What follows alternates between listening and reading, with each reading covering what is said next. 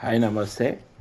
సామాన్యుడు current bill కట్టకుంటే ఇమీడియట్గా కరెంటు కనెక్షన్ తీసే విద్యుత్ అధికారులు ఈరోజు ఒక వ్యక్తి గీతం బకాయిలు 118 కోట్లు. తీవ్ర ఆశ్చర్యం వ్యక్తం చేసిన హైకోర్టు, సామాన్యుడికో నీతి, పదవిలో ఉన్న వారికో నీత. రూపాయలు 800 కట్టలేదని మా ఇంటి కనెక్షనే తొలగించారు. ఒక్క నెల బిల్లు చెల్లించకుంటే సామాన్యుడిదే అదే పరిస్థితి. మరి గీతం యూనివర్సిటీకి ఎందుకు వెసులుబాటు? కరెంటు కనెక్షన్ తొలగించకుండా ఏం చేస్తున్నారు? విద్యుత్ అధికారుల తీరుపై అసహనం వ్యక్తం చేసిన జస్టిస్ నగేష్ భీమపాక. అంటే మామూలుగా కనెక్షన్ కట్టకుంటేనేమో మన దగ్గరికి వచ్చి వేధించే విద్యుత్ అధికారులు ఒక యూనివర్సిటీకి 118 కోట్లు కరెంటు బిల్లులున్న ఇంతవరకు కరెంటు కనెక్షన్ కట్ చేయలేదంటే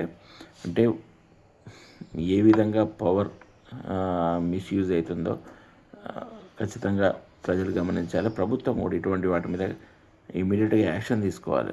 సామాన్యుడు కూడా రేపు కట్టలేని పరిస్థితి వస్తుంది. వాళ్ళ కరెంటు బిల్లు ఫస్ట్ కట్టి డబ్బులు ఉన్నోడే కరెంటు బిల్లుని ఎగగొట్టే పరిస్థితి ఉందంటే ఇది నిజంగా దుర్మార్గం. ఇది 2008-9 నుంచి బకాయిలు పేరుకుపోయాయి. విశ్వవిద్యాలయానికి విద్యుత్ సరఫరాను వెంటనే నిలిపేయాలని డిస్కం నుంచి స్పష్టమైన ఉత్తర్వులున్న అధికారులు మాత్రం నోటీసులు జారీకి మాత్రమే పరిమితం అయ్యారు. ఇది సంబంధిత అధికారుల నిష్క్రియతకు నిదర్శనం. అంటే ఇంత ఘోరమైన పరిస్థితి ఉంది. ఉన్నోనికి చట్టము ఎలాంటి ప్రాబ్లం కలగజేస్తలేదనేది స్పష్టంగా కనబడుతూ ఉంది. ఖచ్చితంగా అందరూ సమానమే. ఎవరు కరెంటు బిల్లు కట్టకుండా ఇమీడియట్గా కనెక్షన్ తీసేయాలి.